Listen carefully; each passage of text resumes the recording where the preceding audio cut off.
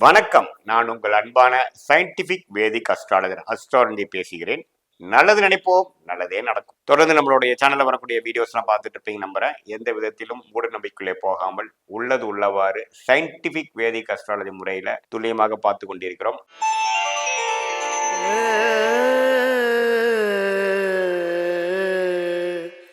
கடகராசிக்காரர்களுக்கு 2025 தமிழ் புத்தாண்டு. தமிழ் புத்தாண்டுங்கிறது எப்படின்னா ஏப்ரல் 14ஆம் தேதி, அதாவது சித்திரை மாதம் முதல் நாள் இருந்து அடுத்த வருடம் ஏப்ரல் 13, 2026 வரைக்கும் இருக்கக்கூடிய அந்த ஒரு ஆண்டு தமிழ் புத்தாண்டு என்று சொல்லப்படுகிற அந்த ஒரு ஆண்டு எத்தகைய ஒரு ஆண்டாக கடகராசிக்காரர்கள் இருக்க போகுதுங்கிற நம்ம பார்க்க போறோம்.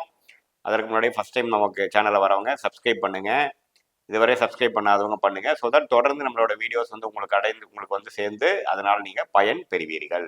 ஃபைன். இப்ப பாத்தீங்கன்னா கடகராசிக்காரர்களுக்கு 2025 தமிழ் புத்தாண்டு எத்தகைய ஒரு ஆண்டாக இருக்க போகுதுன்னு பார்க்கும் பொழுது, ஆண்டு கிரகம் என்று சொல்லப்படுகிற குரு பகவான் பாத்தீங்கன்னா மே 15ஆம் தேதி 2025 இதுவரை கடகராசிக்கு 11ஆம் இடத்திலிருந்து ஓரளவுக்கு நல்ல பலனை, அதாவது அஷ்டம சனியை இருக்கக்கூடிய அமைப்பை கொஞ்சம் கட்டுப்படுத்தி ஓரளவுக்கு பலனை கொடுத்துட்டு இருந்த குரு 12ஆம் இடத்துக்கு வந்து 6ஆம் இடத்துக்கு கனெக்ட் ஆகிறது. அதோட வீடாகிய தனுசு ஆகிய 6ஆம் இடத்துக்கு கடகராசிக்கு வந்து பார்க்கிறது வந்ததுன்னா ஒரு வித மாற்றத்தை கொடுக்கக்கூடியதுங்க. அதே சமயத்துல 4ஆம் இடத்தையும் பார்க்கிறார், அதே சமயத்துல 8ஆம் இடத்தையும் பார்க்கிறார்.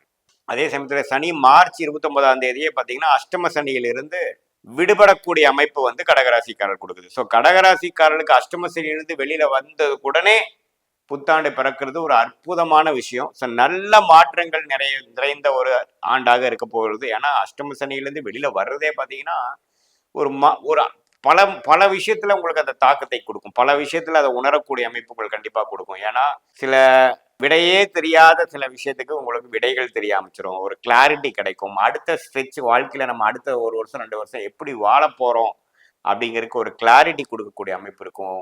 இந்த கடந்த 2 வருடமாக சில விஷயங்கள் வந்து லெஃப்ட்டும் போக முடியல, ரைட்டும் போக முடியலன்னு ஒரு இக்கட்டான ஒரு சூழ்நிலையில கன்ஃபியூஷனா இருக்கக்கூடிய அமைப்புகள்லாம் படிப்படியாக தமிழ் புத்தாண்டு ஆரம்பிச்சதுக்கு அப்புறம் பாத்தீங்கன்னா படிப்படியாக குறைந்து ஒரு நல்ல அமைப்பை கொடுக்கக்கூடிய ஒரு ஆண்டாக தமிழ் புத்தாண்டு வந்து கடகராசிக்காரர்களுக்கு அற்புதமான பலன் கொடுக்குது. ஏன்னா அஷ்டம சனியிலேருந்து விலகிறதே பார்த்தீங்கன்னா பெரிய ஒரு நல்ல விஷயம் தான். பெருசாக உங்களுக்கு வந்து பெனிஃபிட்ஸு கோடி பெரிய அமைப்பில் கொட்டினாலும் பரவாயில்ல. ஒரு பிரச்சனையிலேருந்து வெளியில வர்றதே ஒரு நிறைய நல்ல ஒரு விமோச்சனத்தையும் ஒரு பெருமூச்சும் விடக்கூடிய ஒரு அருமையான அமைப்பா இருக்கு.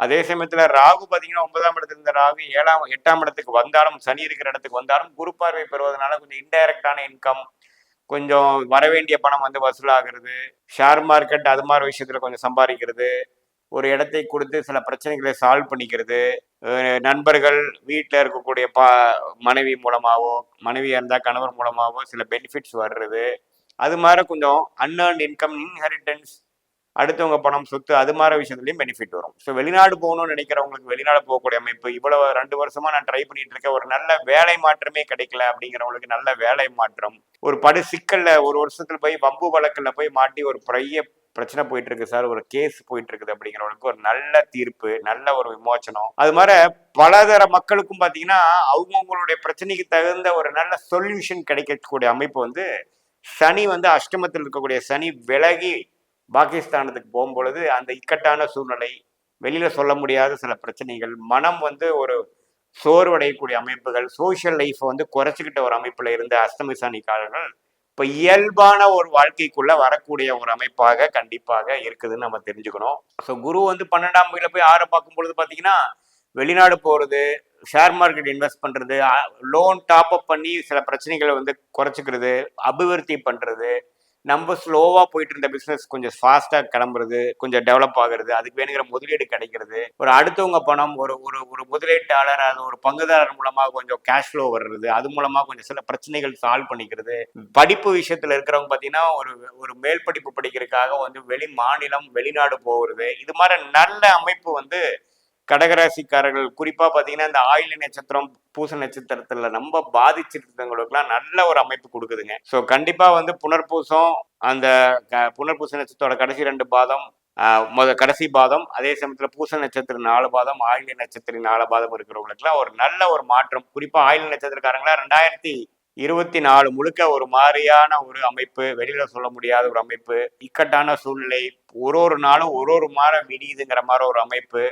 இதுவரைக்கும் நல்லா போயிட்டு இருந்த ஹஸ்பண்ட் ஒய்ஃப் ரிலேஷன்ஷிப்லாம் கொஞ்சம் பிரச்சனையாச்சு, கொஞ்சம் நண்பர்களுக்குள்ள பிரச்சனை, ஃபினான்ஷியலா கொஞ்சம் பிரச்சனை, இதெல்லாம் கொஞ்சம் இருந்ததெல்லாம் இழந்தோம். திடீர்னு ஒரு மாதிரி சில விஷயங்கள்லாம் நடந்து முடிஞ்சு விட்டதுங்கிற மாதிரி ஒரு அமைப்பு இருக்கிறவங்களுக்குலாம் கொஞ்சம் படிப்படியான இயல்பான சுமூகமான ஒரு வாழ்க்கை சிச்சுவேஷனுக்குள்ள வரக்கூடிய அமைப்புகள் கண்டிப்பாக இந்த கடகராசிக்காரர்களுக்கு இந்த தமிழ் புத்தாண்டு 2025க்கு ஒரு 2 வாரம் முன்னாடியே நடக்கக்கூடிய சனிப்பெயர்ச்சி கொடுக்குதுங்க. அதே சமயத்துல குருவும் பாத்தீங்கன்னா 12 இருந்தாலும் 4ஆம் இடத்தை பார்த்து இடம் சார்ந்த விஷயத்துல அதிகமான ஒரு ஒரு ஃபோக்கஸ், இடம், வீடு, வண்டி, வாகனத்துல வந்து நல்லாவே ஃபோக்கஸ் பண்ணி வீடை வித்து வீடை வாங்குறவங்க, வீட்டை வந்து கட்டமைப்பு மாத்துறவங்க, இடம் கொடுத்து இன்னொரு இடம் வாங்குறவங்க, சின்ன வண்டியை கொடுத்து பெரிய வண்டி வாங்குறவங்க, அது மாதிரி நிறைய சுப விரயங்கள் செய்து நல்ல ஒரு முன்னேற்றத்தை பெறக்கூடிய ஒரு ஆண்டாக கடகராசிக்காரர்களுக்கு 2025 தமிழ் புத்தாண்டு இருக்குதுங்க. அதே சமயத்துல ராகு கேது விஷயங்கள் வந்து கேது 3ஆம் இடத்துல இருக்கக்கூடிய கேது 2ஆம் இடத்துக்கு வந்து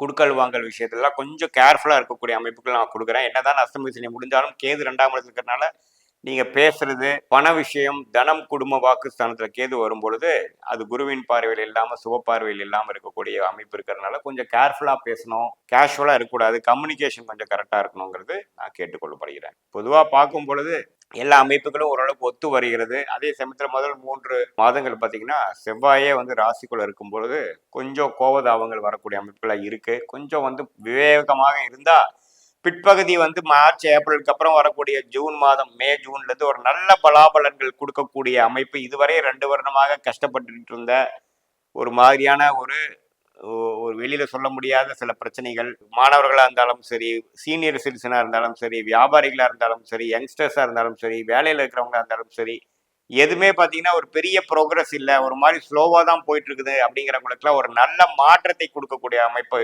வருதுங்க. இது பொதுவான பலன்களே தவிர உங்களுடைய ஜென்ம ஜாதகத்துல வந்து தசாபுக்திகள் எப்படி போய் கொண்டிருக்கிறது, நீங்க என்ன லக்னத்துல பிறந்தீங்க, இப்போ எப்படி இருக்கக்கூடிய தசநாதன் புக்திநாதன் கோச்சாரத்தில் எப்படி இருக்கிறதுலாம் எல்லாம் வச்சு சேர்த்து பார்க்கும் பொழுது இப்போ எக்ஸ்ட் உங்களுக்கு எப்போ விமோச்சனம் வருது, இந்த இந்த அஷ்டம சனி முடிகிறப்பவே சில விஷயங்கள் பாசிட்டிவாக நடந்துருமா, இன்னும் கொஞ்சம் 2-3 மாதம் வெயிட் பண்ணுமா, ஷார்ட் டேர்ம் எப்படி இருக்குது, லாங் டேர்ம் எப்படி இருக்குது, எது மாதிரி வாழ்க்கை முடிவுகள் எப்போ எடுக்கிறது நல்லது, அடுத்த மாற்றங்கள் எப்போ வரப்போகுதுங்கிறது தசாபுக்திகளை துல்லியமாக இந்திய வேத ஜோதிடம் என்று சொல்லப்படுகிற அந்த சயின்டிபிக் வேதிக் அஸ்ட்ராலஜி முறையில் கண்டிப்பாக பார்த்து நல்ல பலன்கள் பெற முடியுங்கிறது நம்ம நேயர்களுக்கு நான் சொல்லிக்கிறேன். இது பொதுவான பலன்கள் தான். மீண்டும் மற்றொரு காணொலியில் சந்திப்போம். நன்றி, வணக்கம்.